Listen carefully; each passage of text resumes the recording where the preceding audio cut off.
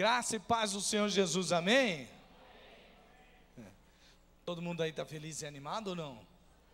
Super de Deus? Então vocês vão ver depois que, a hora que vocês saírem desse culto, gente, se esse louvor você já está soltando fogo pela boca, imagina depois. Nós vamos abrir as nossas Bíblias em Efésios no capítulo 2, e há uma palavra muito linda para você nesta noite.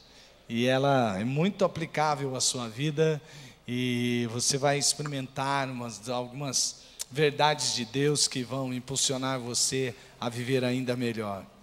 Esta palavra, ela responde algumas perguntas. Pois, por exemplo, quem nós éramos?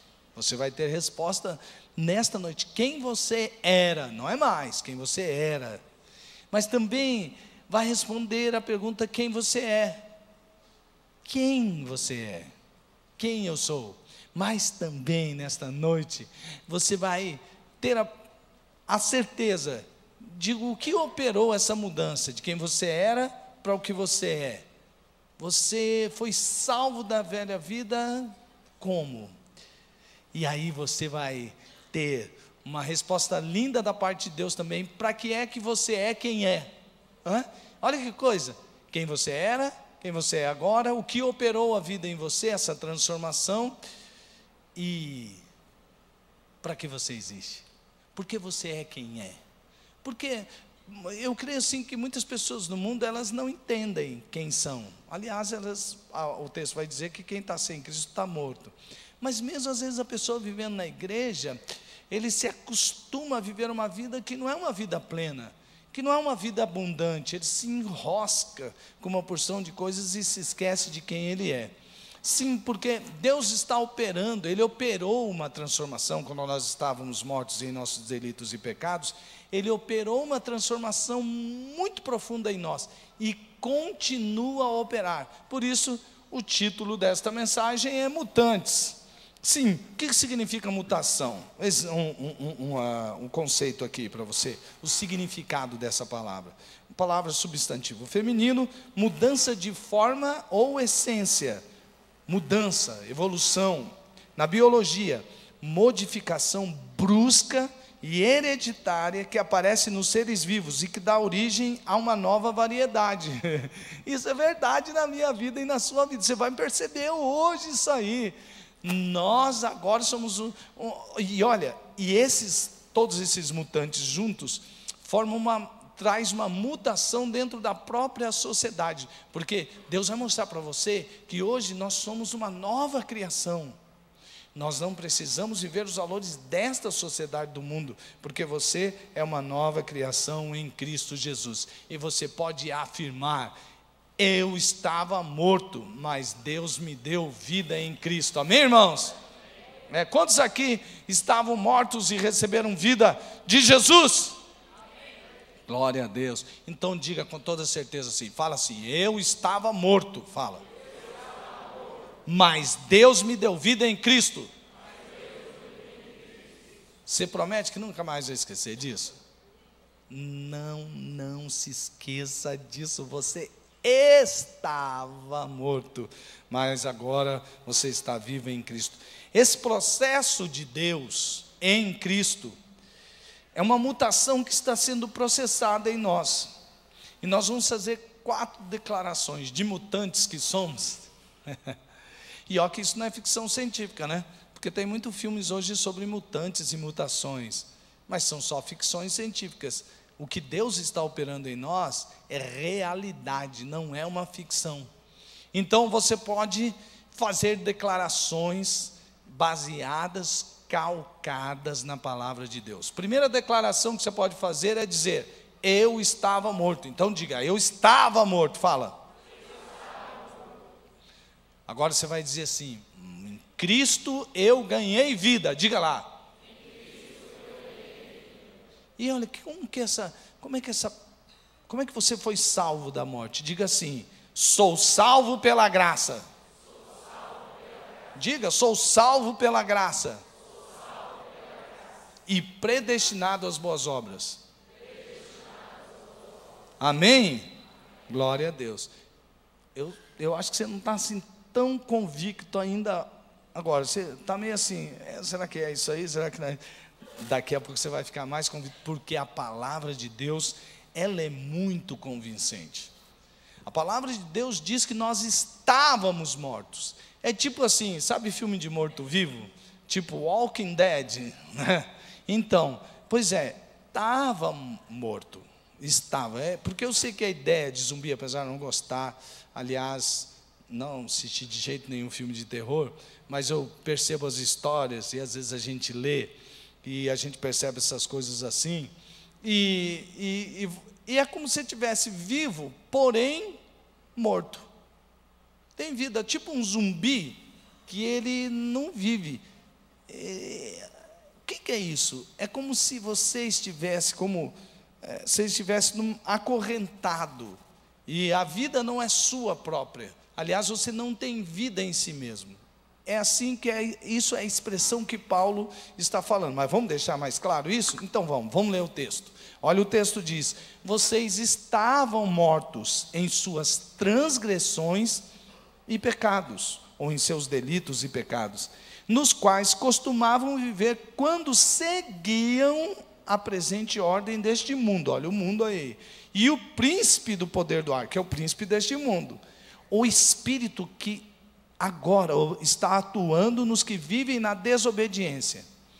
Anteriormente, todos nós também vivíamos entre eles, satisfazendo as vontades da nossa carne, seguindo os seus desejos e pensamentos. Como os outros, éramos por natureza merecedores da ira. De que ira? Da ira de Deus. Bom, vamos aprender um pouquinho para aplicar isso. Daqui a pouco, olha só.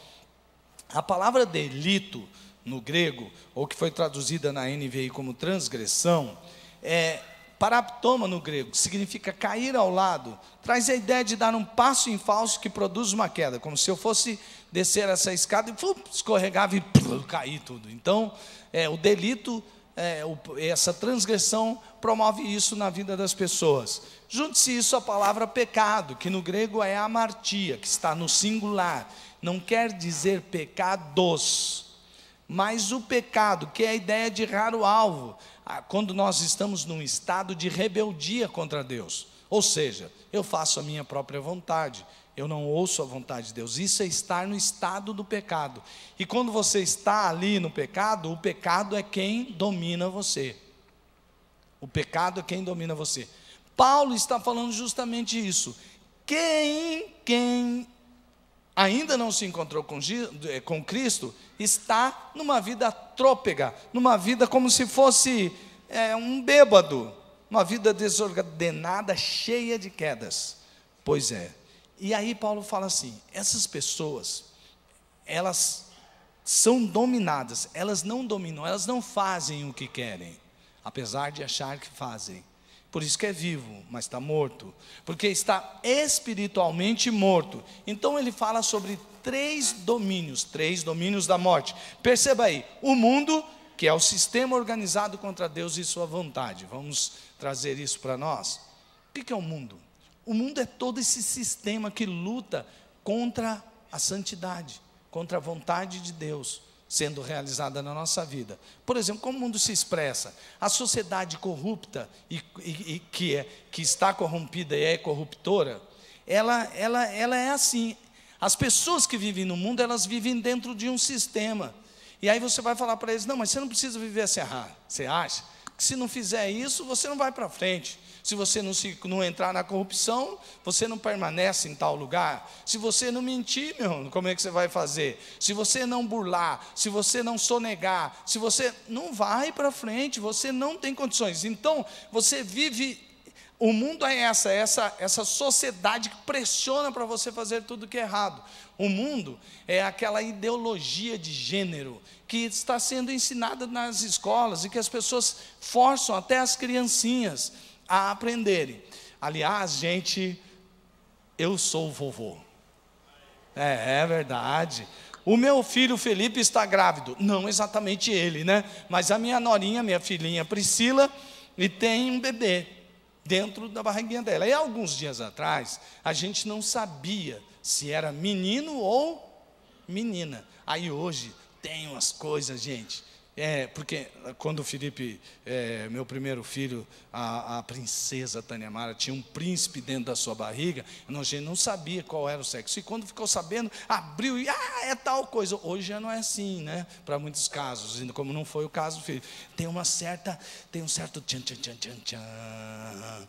Que será que é, menino ou menina? Aí vai lá, faz o teste e só entrega para quem vai fazer o bolo gostoso da tia Sandinha. Ela vai lá e faz aquele bolo, aquela torta. Uma parte é azul e a outra parte é rosa. Aí eu fui na internet, olha que coisa linda. Fui na internet para ver como é que a gente faz, como é que são essas festas tal. Aí eu vi, tinha uma festa que o cara pôs versículo bíblico. O cara, nossa, falei, se eu tivesse visto isso antes, eu gravava esse negócio e fazia. Aí eu fui vendo nos comentários, de repente vem o estraga prazer, porque sempre tem, né? Aí o lesado disse assim, que Deus abençoe a vida dele, né, gente? Só brincadeira. Pois é, o abençoado, vamos trocar a palavra. O abençoado falou assim: esse negócio de ficar determinando se é rosa ou azul, podia até fazer esses bolos, mas de tons pastéis. Que cara de pastel um sujeito desse, né? Então, esse abençoado falou isso. Eu falei, gente, até aí já tem. Agora pense só, quando o bebê está lá na barriga da mãe, ele tem um pintinho ou tem uma vagininha. Ele não nasce assim, não. Quando ele for mais para frente, ele vai escolher se ele vai ter pintinho ou se ele vai ter vagininha. Não, ou ele é menino ou ele é menina. Agora, se mais à frente ele quiser escolher uma sexualidade conforme a sua própria cabeça, todo mundo é livre para fazer isso, sim ou não? Claro, é claro. Mas hoje é uma certa ditadura dizendo que a gente precisa acertar isso como se fosse normal. E aí essa própria pessoa que quer ter a liberdade de escolha está me tirando a liberdade de eu poder escolher. Você entende? Então isso é ensinado, isso se chama mundo. É uma pressão, é um sistema organizado contra os valores de Deus. Deus criou o ser humano conforme a gente acredita, e por isso eu estou pregando aqui na frente. Eu não vou pregar a sua convicção, ou a convicção desse mundo. Eu tenho que pregar a convicção que eu ganhei em Deus, não é? Então o mundo é isso, ele pressiona. O mundo pressiona nos negócios, o mundo pressiona na política para que tudo esteja corrompido, do jeito que o diabo gosta. Literalmente, sabe por quê? O próximo domínio que Paulo cita é o domínio da potestade do ar, que significa Satanás. Jesus o chamou de príncipe deste mundo, ou seja, este mundo não tem cabeça própria. Quem que inventou o sistema foram os homens que foram evoluindo. A Bíblia diz que não, que existe o cão, o capeta, o Satanás, que ele é o mentor deste mundo. Então ele quer afastar as pessoas de Deus para a morte, porque o diabo veio para matar, roubar e destruir. E todos que não vivem exatamente a vida estão mortos em seus delitos e pecados. E são filhos da ira, ou seja, filhos da ira ali tem uma interpretação de dizer assim, eles merecem que a ira de Deus venha sobre eles. Então todos nós, sem exceção, sem Jesus é isso que nós merecemos. Porque todos pecaram e todos merecem o salário do pecado, que é a morte. É isso que Paulo está falando. Então falou, todos os seres humanos estavam mortos, ou alguns ainda permanecem lá na morte. E quem domina essas pessoas é o mundo, e quem domina o mundo é Satanás, é o mentor do mundo, ele que inventa toda essa parafernália toda aí. E o terceiro domínio, o difícil de enfrentar, é a carne. O que Paulo fala sobre a carne? A carne são aqueles desejos da natureza caída. Sexualidade doentia, Gálatas diz isso. Ora, as obras da carne são, aí vai falar sobre sexualidade doentia, sobre idolatria e feitiçaria, que nós poderíamos dominar como falsa religiosidade. Ele fala sobre os pecados sociais devido ao egoísmo humano, porque a carne é assim, eu estou no controle, eu estou aqui, eu que quero mandar, eu que quero, eu. Isso a gente ouviu na mensagem do pastor Gilson, né? Aquela ilustração tão interessante. Pois é. E porque eu estou no centro, eu sinto inveja, eu quero tudo para mim, eu faço grupinhos, eu faço guerras. Então, por que a sociedade é do jeito que é? Porque eu sou carnal. Então aí a sociedade está toda dividida, pessoas se odiando, gente matando gente, gente que mata gente, até porque a camisa do time dele é diferente. E você imagina, gente? Imagina um ser humano matar o outro porque ele torce para um time de futebol diferente. Não precisa fazer isso, não precisa, mas a carne é assim. Então, Paulo está dizendo, antes de Jesus eu era dominado pelo mundo, por Satanás e pela carne. Diga comigo assim, antes de Jesus, eu era, fala forte assim, era dominado pelo mundo, por Satanás e pela minha carne. Mas repete de novo, eu era. É isso que Paulo está querendo deixar muito claro para a igreja. Ô igreja, ouça a voz do Espírito Santo, você era. Agora veja, a segunda declaração é justamente para Paulo está falando, ô igreja, vocês estavam lá, perdidos, mortos em seus delitos e pecados, dominados pelo mundo, Satanás e a carne. Mas agora, Cristo tirou vocês da morte e trouxe vocês para a vida. Então diga assim comigo, em Cristo ganhei vida, diga. Isso, quer ver? Preste atenção no texto. Todavia Deus, que é rico em misericórdia, pelo grande amor com que nos amou, deu-nos vida juntamente com Cristo, quando ainda estávamos mortos em transgressões. Pela graça vocês são salvos. Deus nos ressuscitou com Cristo e com Ele nos fez assentar nos lugares celestiais em Cristo Jesus, para mostrar nas eras que hão de vir a incomparável riqueza da sua graça, demonstrada em sua bondade para conosco em Cristo Jesus. Olha que coisa linda, gente. Agora você vai subir no céu, para o céu, literalmente. Olha só, Deus que é rico em misericórdia, Ele nos deu vida em Cristo, e a causa de ter feito tudo isso é o seu grande amor.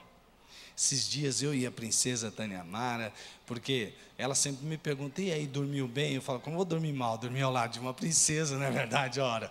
Então aí, eu estava orando com ela, e nós começamos a orar, e sabe lá no nosso quarto, sabe quando você tem aquela experiência da convicção de Deus falando com você, e a gente começou a se lembrar do sacrifício de Jesus na cruz, e a gente começou ali, já eu me emocionei muito, não conseguia falar e tal. Aí ela foi para outro lugar, nós paramos de orar, foi para um outro lugar na casa, eu fiquei.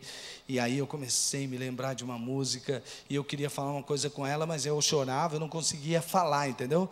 Aí eu ficava lá no corredor, e tentava engolir a lágrima para dizer a experiência que eu estava tendo, e não conseguia. Aí eu voltei, fui falar para ela, ela também começou a chorar, porque a gente começou a provar aquele amor de Deus expresso na morte de Jesus na cruz. E aí a gente falou, vamos deixar, enquanto a gente não consegue falar, vamos ouvir a música dos nossos irmãos lá trazendo a arca, e colocamos aquela música Cruz, e começamos a nos deliciar. Depois eu pus uma música em inglês da Maravilhosa Graça, Amazing Grace, e aí a gente começou a ouvir, eu chorava, como eu chorava, eu falei, Deus, como é que o Senhor pode ter um amor tão grande assim? Jesus, eu não mereço isso, Jesus, quem que merece? Jesus, eu não cabia em mim, sabe por quê? Deus que é rico em misericórdia, nos amou tanto, mas tanto, que entregou o seu filho, o filho dele se entregou, e derramou o seu sangue, para que você tenha vida, e vida em abundância. Existe amor maior que esse? Talvez alguém ouse dar a vida por seu amigo, mas pelo seu inimigo. Talvez alguém ouse dar a vida por um justo, mas por um pecador como eu, para gente que não merecia. Deus é lindo demais. E aí, quando eu percebo que eu ganhei essa vida em Cristo, eu fui estudar, eu vi que esse texto ele tinha uma ação e tinha um propósito, essa ação. O texto diz que você ressuscitou com Cristo, que eu ressuscitei com Cristo, e Ele nos fez assentar nos lugares celestiais. E aí eu falei assim, Deus, como é isso? Eu já tinha lido algumas coisas, algumas explicações sobre esse texto, mas eu queria alguma coisa que me falasse mais de perto, que eu pudesse transmitir para os irmãos também. Eu comecei a falar com Deus, e tem uma poltronazinha azul, muito bonita, lá na minha sala, e aí eu sento lá e falo, senta aqui Espírito Santo, aí eu levanto, eu vou, tá, e eu estou fazendo lá o sermão, e eu falei, aí o Espírito Santo começou a ministrar uma coisa muito preciosa no meu coração. Sabe como que é a explicação? Eu vou tentar explicar para você. É assim, ó, nós somos, Cristo é o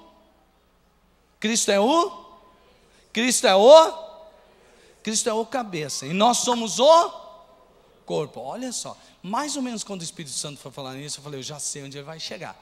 Mas assim, ó, muito bem, quantos aqui podem dizer, já estou crucificado com Cristo, igual Paulo falou, quem já foi crucificado com Cristo? Quem já foi crucificado com Cristo? Ué, e quem não foi, então não é salvo. Deixa eu pregar para você, olha, você precisa entregar a sua vida para Jesus. Se você não for crucificado com Cristo, você não tem vida em Cristo Jesus. Você já entregou sua vida para Jesus? Então você morreu para você mesmo. Por isso que Paulo falou, já estou crucificado com Cristo, e vivo não mais, mas Cristo vive em, isso, ganhou vida em Cristo. Você entendeu? Muito bem. Então, se eu sou o corpo de Cristo, e Cristo foi crucificado, eu fui o quê? Eu sou o corpo de Cristo, sim ou não? A igreja é o corpo de Cristo, sim ou não? Vai lá, gente, acorda aí, sim ou não? Sim. Então, e se Cristo foi crucificado e eu sou o corpo de Cristo, o que eu fui? Muito bem. E quando Cristo foi para a sepultura, eu sou o corpo de Cristo, sim ou não? Para onde eu fui? Sim. E quando Jesus Cristo ressuscitou, sou o corpo de Cristo, sim ou não? Então eu também? Agora vem uma coisa bonita que o Espírito Santo me falou. Lá em Colossenses, Paulo cria uma imagem, que também está presente aqui em Efésios, mas eu vou falar assim. Diz que quando Jesus chegou nos céus, é como se na Avenida Celestial tivesse um carro alegórico. Acho bonito isso que John Stott faz essa explicação. Então tinha um carro alegórico, e Jesus subiu ali, ele chegou aos céus, e todo mundo aplaudindo, ele venceu, ele ressuscitou. E John Stott diz assim, tem o carro alegórico, e aí tinha um monte de acorrentados, Satanás, os demônios, todo mundo acorrentado, e Jesus o vitorioso. Se Jesus estava nesse desfile de vitória, você é o quê? De Cristo mesmo? Aonde você estava? No desfile de vitória. Tá bom, mas aí ele vai chegando, aí lá tem um trono, e aí por causa da vitória dele, no poder do Espírito Santo, o homem sem pecado, sem mancha, sem mácula, tem um trono esperando ele, e ele se assenta no trono. Aonde você está? Você está sentado com Cristo nas regiões celestiais. Glória a Deus. E você sabe o que isso significa? Que os outros poderes não têm poder contra você, porque você está sentado em Cristo nas regiões celestiais. Então você não pode dizer, nós não podemos dizer assim, não, essa tentação foi além do que eu podia resistir. Não, você está acima da tentação, porque você está em Cristo, no trono de Deus. O diabo não tem poder mais sobre a sua vida, o mundo não tem mais poder na sua vida, e a carne não tem mais poder na sua vida. Por quê? Porque Deus fez você se assentar em Cristo, no trono, nas regiões celestiais. Percebeu quem é você? Eu acho que você ainda não percebeu direito. Você percebeu quem você é em Cristo Jesus? Aí você diz assim, porque tem a hora que começa a falar assim, tem uns caras que começam a se achar, né? A gente, né, começa a se achar, pá. Tá vendo? Aí, ó. estou sentado em Cristo, tal, sou. Agora, rapaz, depois que o pastor pregou essa mensagem, eu me sinto o cara mesmo. Não, não é esse propósito. O propósito é que você descubra que você está em Cristo, não pelos seus méritos, mas em Cristo, e que você está sentado num trono porque você já venceu aquele estilo de vida. Sabe quando Paulo fala assim, que nós também andávamos? A palavra andar no grego significa estilo de vida, o modo que a pessoa anda. Então, quando eu era morto, eu andava o estilo de vida do mundo, comandado por Satanás, e seguia os desejos da minha carne. Esse era o modo de vida no qual eu andava. Agora, Paulo vai usar de novo a palavra andar, que é peripatel no grego, significa, bom, mas agora não, eu já fui livre da morte, eu fui crucificado com Cristo, eu ressuscitei em Cristo e estou com Ele nas regiões celestiais. Então agora eu não vivo mais para o mundo, nem para Satanás, nem para a minha carne, porque eu estou assentado em Cristo nas regiões celestiais, e isso não pode mais me dominar. Aí, veja só, para que é? Qual o propósito disso? O propósito é para mostrar às eras futuras a riqueza de sua graça, demonstrada em sua bondade. Sabe qual a imagem aqui? Que todas as eras ficam observando o que está acontecendo na igreja. Paulo diz que até o inferno aprende com a igreja, porque o mistério de Deus está na igreja, e o Satanás fica olhando, porque o Satanás era um sujeito já bem lesionado, mas aí ele fica olhando a igreja, e fica vendo, olha, agora eu aprendi um negócio, e aí ele tenta imitar às vezes, mas não pode, não tem imitação para o que Deus está fazendo na igreja, você entendeu? E você está em Cristo. Agora, por que nós não podemos nos vangloriar? É o que vem a seguir na explicação de Paulo.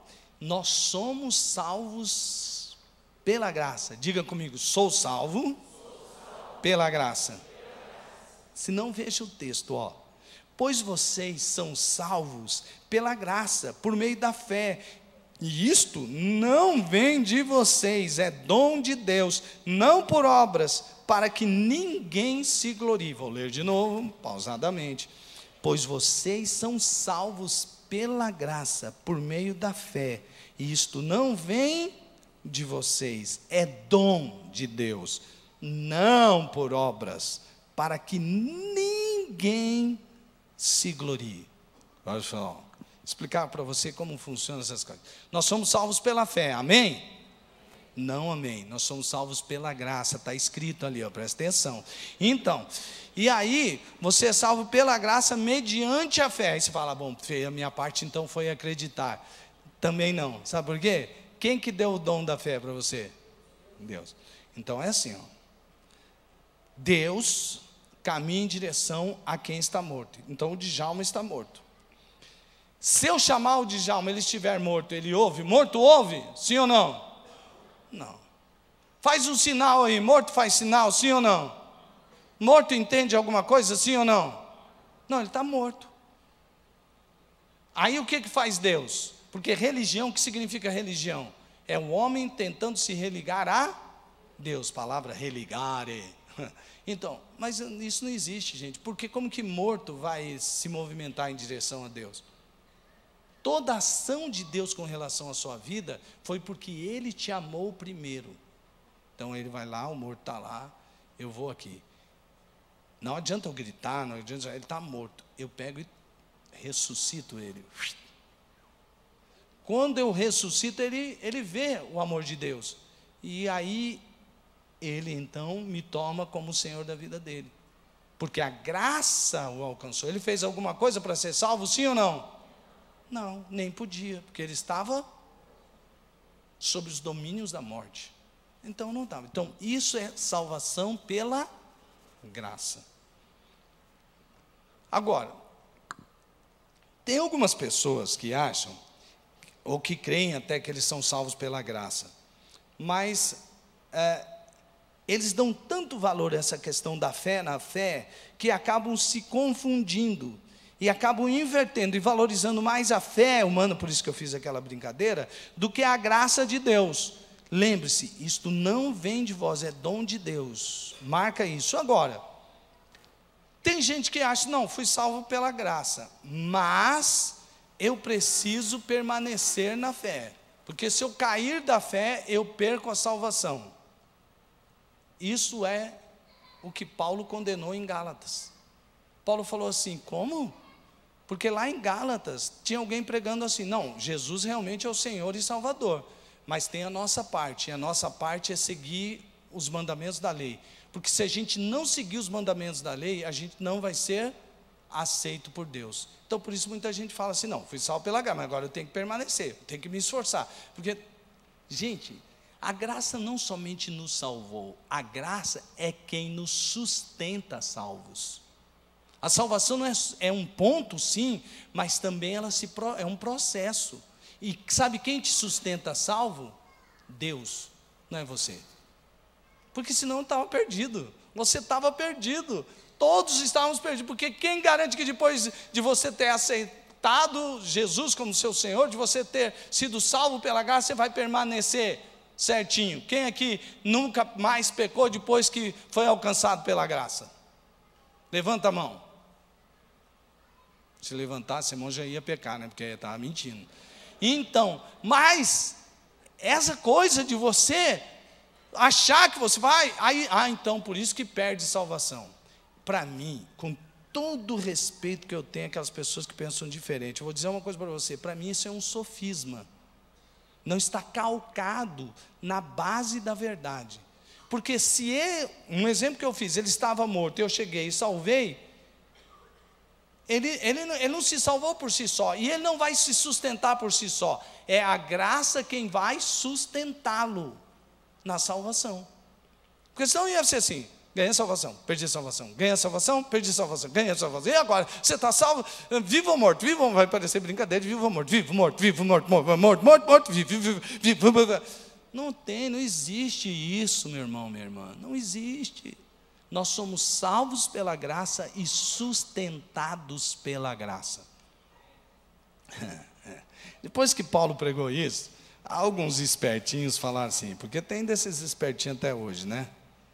Alguns espertinhos assim disseram: esse negócio de tem que ter boas obras e tal, e esse negócio. Mas alguns mais espertos falaram: opa, quer dizer que eu sou salvo pela graça? Sim. E salvo uma vez, salvo para sempre? Sim. Opa, beleza. Eu sou salvo, o que eu vou fazer agora? Cair na gandaia. Sim. Amados, nós vamos aprender agora um pouquinho sobre boas obras. Deixa eu dizer uma coisa para você: nós somos pessoas que devemos sempre lutar, como evangélicos que somos, porque somos baseados a nossa fé no Evangelho do nosso Senhor e Salvador Jesus Cristo, a dizer que somos salvos pela graça e jamais por boas obras. Essa luta é uma luta que tem que ser sempre travada, porque dentro do próprio cristianismo houve desvios. Lutero lutou tanto contra esses desvios que ele fundou justamente o protestantismo. Quando as pessoas questionavam ele: não, mas a pessoa tem que ter boa obra, ele disse assim: não é contra as obras que lutamos, mas contra a confiança nas obras. Vou repetir: não é contra as obras que lutamos, mas contra a confiança nas obras. Quer dizer, se eu confiar que as minhas obras é que me faz aceito diante de Deus, estou perdido. Mas agora vamos passar para o outro e voltar no assunto de Paulo. Quando Paulo falou isso, algumas pessoas falaram, e ele precisou fazer algumas explicações com relação a isso. Mas antes de ter toda, vamos para a quarta declaração do ser mutante, que é: sou predestinado para as boas obras. Diga comigo: sou predestinado para as boas obras. Diga de novo: sou predestinado para as boas obras. Perceba o texto: porque somos criação de Deus, realizada em Cristo Jesus, para fazermos boas obras, as quais Deus preparou de antemão para que nós as praticássemos. Perceba que a mesma palavra que foi usada no primeiro capítulo de Efésios, que é a palavra prooridizo, que significa predestinar, pré-ordenar, que fala da nossa eleição em Cristo, ou seja, Você foi escolhido por Deus quando Ele estava criando o sol e as estrelas. Ele predestinou você para ser filho dele. Está lá no 1º capítulo. E aí agora ele fala assim, e também fala das boas obras no 1º capítulo. Mas ele está dando agora aqui uma explicação ainda mais aprofundada e um reforço. Ele está dizendo, assim como você não podia sair da morte e ir para a vida sozinho, mas foi uma escolha de Deus para você, Deus também tem uma escolha de vida para você. Antes você andava naquele mundão, dominado por Satanás, pelos seus próprios desejos da sua natureza pecaminosa, mas agora não, agora Deus tem uma outra vida para você, e Ele fala que a mesma eleição para a salvação é usada aqui para dizer que também o fomos para as boas obras. Daí a tradução da Bíblia, que diz, para as boas obras, as quais Deus preparou de antemão para que andássemos nela. Logo, agora, minha gente, presta atenção, fazer boas obras deve ser o nosso estilo de viver diário, de quem já passou da morte para a vida, ou seja, aquele que tem essa nova vida em Cristo, são justamente os que são predestinados para as boas obras. Isso diz respeito ao que Jesus falou sobre a boa árvore e a má árvore. Olha aqui, presta bastante atenção. Paulo, quando escreve aos Romanos, ele diz assim, eu sei que tem gente falando assim, sou salvo pela graça, então faça o que for. Ele diz assim, usaremos da graça para dar vazão ao pecado? De maneira nenhuma. Gente, por que a graça nos alcançou? Para livrar a gente de quê? Do pecado. Se a graça nos alcançou para livrar do pecado e a gente voltar para o pecado, então nós não fomos livres do pecado. Você entendeu? Há uma operação dentro de você. Nós que fomos transformados e estamos sendo transformados por Deus, há uma transformação dentro de nós, que nos torna a imagem e semelhança de Cristo. Cristo agora vive em você. Isso é tão sério que é assim, gente. Paulo, quando fala que Deus nos criou em Cristo, ele usa uma palavra que de onde vem a palavra de genética. Então, quando você estava no mundo, você tinha a genética toda de morto. Quando Cristo te alcança, você é gerado. A ideia é assim, mundo, planeta, terra. Deus, quando criava todas as coisas, o Espírito de Deus pairava sobre a face das águas. E disse Deus, haja luz, e houve luz. A ideia aqui é essa mesma. A ideia é de quando, olha só, como que o nosso irmão primogênito veio a existir aqui na terra, que é Jesus? Ele foi gerado pelo, fala aí, gente, está com medo? Ele foi gerado pelo Espírito Santo na barriga de Maria. Então Jesus foi gerado pelo Espírito Santo. E ele podia ou não podia? Ele podia, não podia errar, mas ele tinha o poder do Espírito Santo para vencer, assim como nós. O que ele está dizendo é que a partir do momento que ele vence o pecado, é crucificado, derrama o seu sangue, ele também é gerado em nós, ou nós somos gerados nele. O Espírito Santo vem, porque a palavra diz que quem convence o homem do pecado, da justiça e do juízo? Quem? O Espírito Santo. Ele está gerando você. Ele vai lá, você está morto, e ele começa lá, te ressuscitar, e te convence do pecado, da justiça e do juízo, e aí você começa a ser gerado, até que você nasce em Cristo Jesus. Depois que você nasceu em Cristo, você tem uma nova genética. Agora você tem a genética de quem? Quem que te gerou? Foi Cristo Jesus. A genética de Cristo Jesus. Cristo Jesus viveu no pecado, sim ou não? Então agora você tem o poder de não viver no pecado. Se você acha que eu estou inventando demais, estuda a Bíblia, meu filho. Você vai ver se o que eu estou falando é verdade. Só que o diabo vem e fala para você assim, que nada, conversa, você acha tudo isso. Você é um pecador. ou então ele vem para você, porque o diabo é assim, quando ele não consegue te segurar, ele te impõe. Então é assim, ó, ele começa a falar para você, aí você não é nada, aí você é pecador, aí você não venceu aquilo, de novo. Aí você ouve uma mensagem como essa, o diabo vai lá e fala para você, você é o bambambam, hein, cara, você é o tal, você viu o que falou lá na igreja que você é, aí você se enche de si mesmo, e aí você, pum, cai, porque o diabo não quer que você viva dentro da identidade que Deus criou para você. O diabo não quer que você viva a vida que Deus já colocou dentro de você em Cristo. Você entendeu? Você tem uma identidade em Deus. Deus criou você com propósito.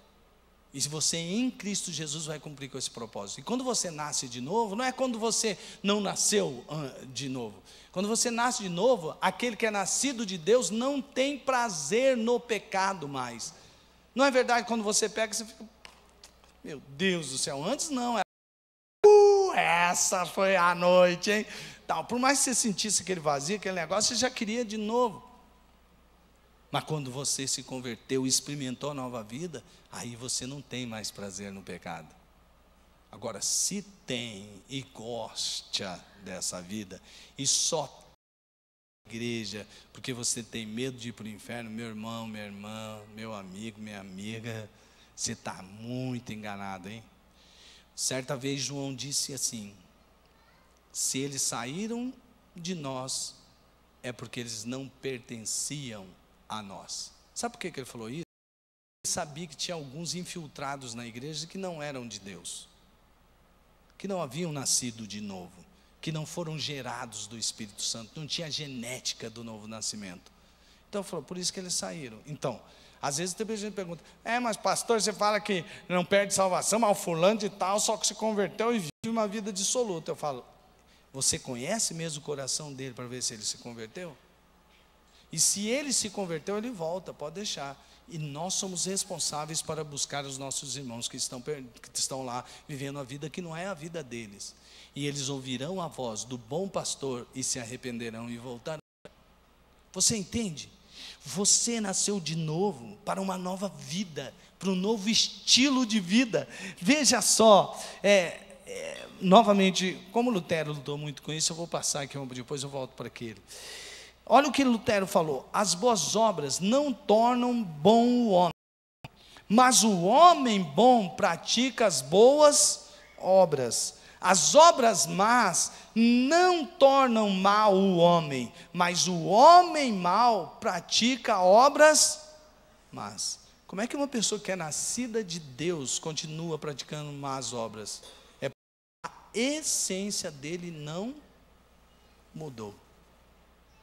Porque a árvore boa dá, você entende? Então, é isso, se você está em dúvida hoje, você tem a oportunidade hoje de entregar a sua vida para Jesus. Mas uma coisa também é verdade, Satanás é o rei da acusação. Eu acabei de pregar esse mesmo sermão no culto das 17, meu irmão chegou para mim vibrando, falou, que palavra, eu falei, a palavra de Deus é linda, e nós falamos da palavra de Deus, eu falei, pastor, mas uma coisa eu sinto assim, você acha que, pastor, às vezes eu peco, aí como é que eu vou pregar de Jesus para o outro? Eu me sinto impuro de falar de um Jesus que é tão lindo assim. Eu falei, aí é que está a mentira do diabo, filho. Você confessou o seu pecado? Não, eu confesso, mas aí eu não me sinto mais na moral de falar, não. Olha o que a Bíblia diz, se confessarmos os nossos pecados, Ele é fiel e justo para nos perdoar os pecados e nos... Você entende? Quem que é o acusador? Olha, quando o diabo vir falar isso na sua mente, você pode dizer para ele, nenhuma condenação há mais para os que estão em Cristo Jesus. Amém? E aí a gente vai vivendo essa nova vida, porque Deus nos deu uma nova vida. Gente, agora eu vou voltar aqui, por isso que eu pus em ordem inversa isso, com certeza, mas é como termina o texto. A palavra grega poema originou o vocábulo poema no português.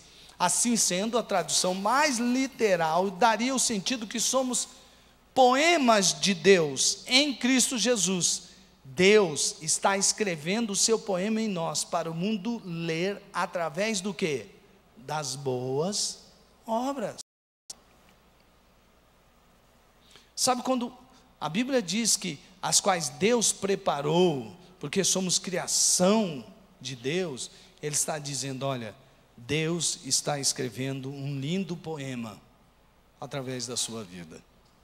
Meu irmão, você que está vivo, ainda há muitas páginas a serem escritas na sua vida. E Deus quer escrever um poema tão lindo, que mesmo depois que você morrer, você vai deixar um legado. E você sabe por que Deus quer estar fazendo isso? Porque Ele está escrevendo vários poemas aqui. E sabe para quê? Para demonstrar a todas as eras a riqueza da sua graça. Todo mundo que passar do tempo vai olhar e vai dizer, que coisa linda que Deus escreveu na vida dessas pessoas. Sabe, vamos viver o amor, porque Deus é amor. E quando a gente vive o amor e expressa o amor. E esse poema de Deus tem que ser o mais lindo, porque é só a gente se deixar, se entregar e viver em Cristo, que Ele próprio vai cuidar de escrever esse poema através da sua vida. O poder não está em nós, o poder vem dEle. A graça não foi a nossa graça, foi a graça dEle. Por isso a Ele seja a honra e a glória para todos sempre. E que todos nós, e que a igreja de Cristo nesse tempo, em que há tanta confusão, que a igreja de Deus seja o mais belo poema que as pessoas. E é por isso que quando uma pessoa dessa se batiza e ela volta lá para a família dela, a família começa a falar, meu Deus, como que você mudou, hein?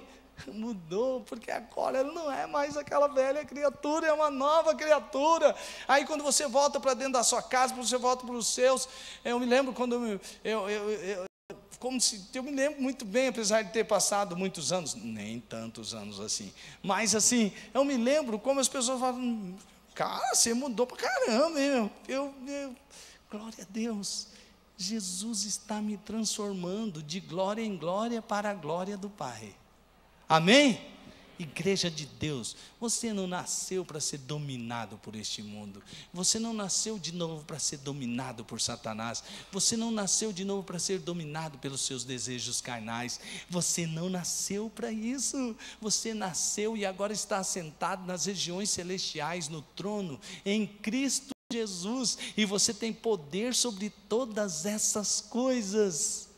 E Deus, pela graça, salvou você, e agora Ele está escrevendo um poema através da sua vida, e que lindo poema muita gente está escrevendo, amém?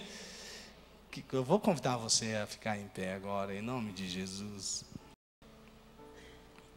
E a você, um minutinho, fechar os seus olhos, feche os seus olhos.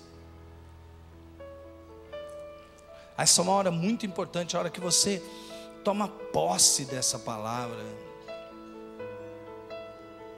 A hora que você põe para dentro. A hora que você ganha esse poder. Que você se apropria da palavra de Deus. Para vivê-la com intensidade. Porque a palavra de Deus é a verdade. E é a verdade para ser vivida. E Ele está concedendo poder. Então convido você, agora de olhos fechados, olhe bem para as suas impossibilidades, olhe bem para as suas fraquezas, olhe bem para as suas falhas, e diga a elas agora, olha, eu não sou dominado por vocês. Olhe bem para aquele momento que você se arrepende, que você fez o jogo do mundo, sabe? Você sabia que não era de Deus. Olhe bem para isso e diga, mundo, você não me domina mais.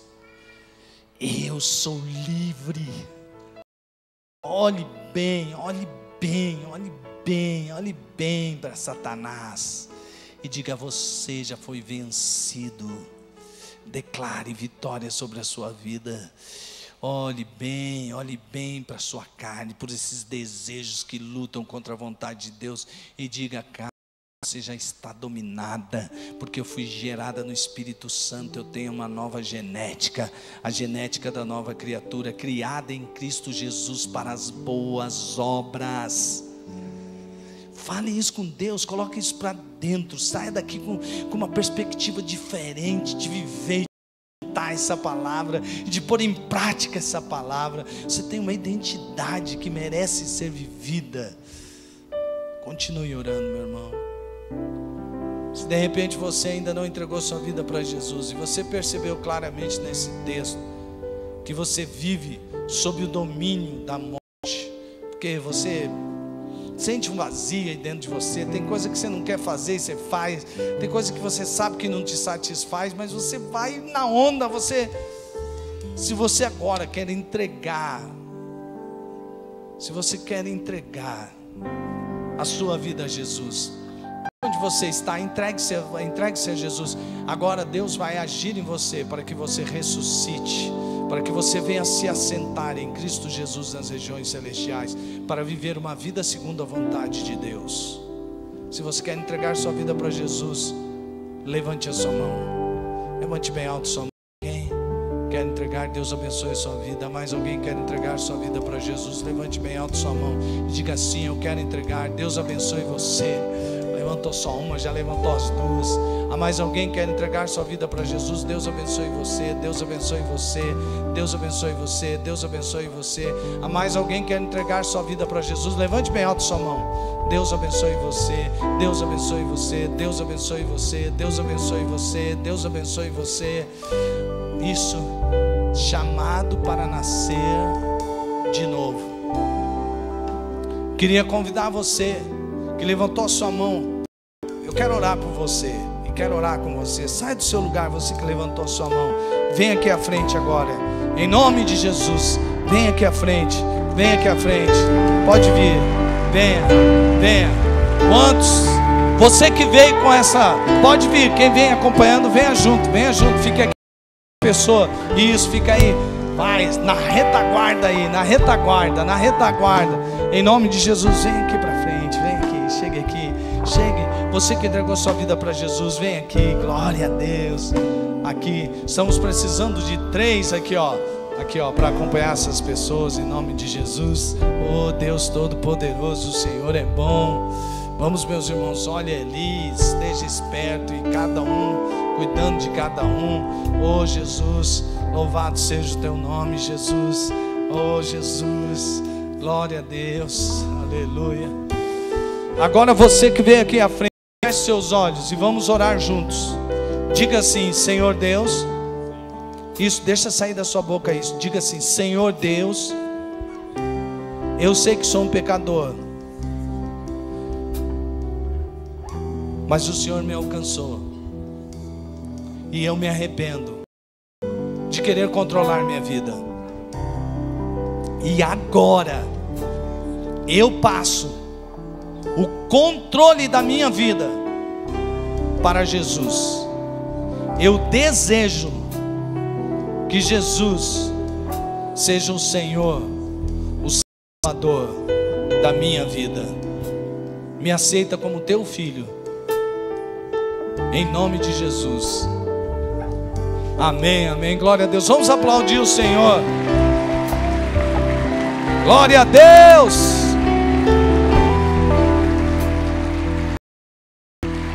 Você que veio à frente, por favor, se assente nessas cadeiras. Nós queremos lhe dar uma literatura. Você pode pôr o slide de novo? Nós vamos terminar cantando, mas antes eu queria fazer um desafio para você. Você sair daqui com essa declaração, está disposto a assinar embaixo? Então diga comigo assim: eu estava morto. Não, fala com convicção. Diga: eu estava morto, mas em Cristo ganhei vida. Sou salvo pela graça e predestinado para as boas obras. Logo, sou um poema escrito pelas mãos de Deus em Cristo. Agora eu vou falar assinado, você fala o seu nome completo. Assinado. Mas por que vai diminuir no final? Você tem vergonha do seu sobrenome? Assinado. Glória a Deus, louvado seja o nome do Senhor Jesus. É isso quem você é? Então aplauda o Senhor Jesus. Glória a Deus. Você é mais que vencedor. Você é a igreja de Deus. Você está sentado em Cristo Jesus nas regiões celestiais. Que vamos vencendo o mundo, vencendo Satanás e vencendo a nossa carne, porque nós somos predestinados a sermos mais que vencedores. Vamos cantar.